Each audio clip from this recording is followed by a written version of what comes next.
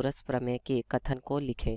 तो देखिए पाइथागोरस प्रमेय जो होती है वो त्रिभुज के लिए होती है, और वो भी कैसा त्रिभुज, जिसको कहते हैं समकोण त्रिभुज।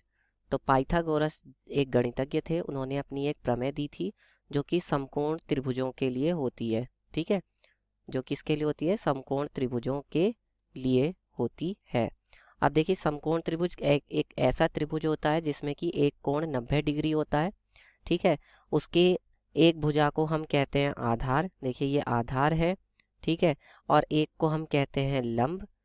जो जो भुजा 90 डिग्री का कोण बनाती है उसको हम क्या कहते हैं, उसको हम लंब कहते हैं।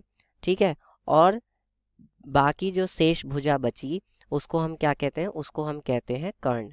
ठीक है, तो पाइथागोरस जी ने ये कहा था कि कर्ण पर बना वर्ग, कर्ण पर बना वर्ग शेष दो भुजाओं के वर्ग, शेष दो भुजाओं के वर्ग के योग के बराबर होता है।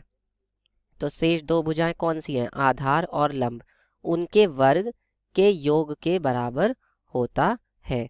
तो ये तो हम गणितीय रूप में लिखते हैं, लेकिन इस कथन को कैसे लिखेंगे, इस कथन को हम ऐसे लिखेंगे कि किसी समकोण त्रिभुज में, किसी समकोण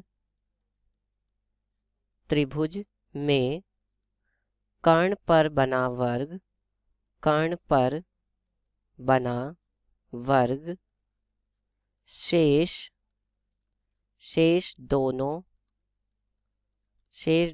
भुजाओं के वर्ग, शेष दोनों भुजाओं के वर्गों के योग के बराबर होता है।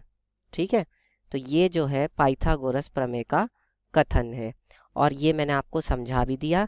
अब यहाँ पर अगर मैं त्रिभुज एबीसी की बात करूँ, त्रिभुज एबीसी में, और ये कैसा त्रिभुज है, ये एक समकोण त्रिभुज है, क्योंकि इसमें जो कोण है, कौन सा कोण है, कोण बी जो है इसमें वो 90 डिग्री है।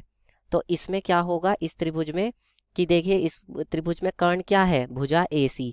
तो AC का वर्ग जो है वो किसके बराबर है, आधार क्या है इसमें BC, तो BC के वर्ग प्लस इसमें लंब क्या है, वो है आपका AB, तो इसके वर्ग के बराबर होता है। इस तरह से हम बता देंगे।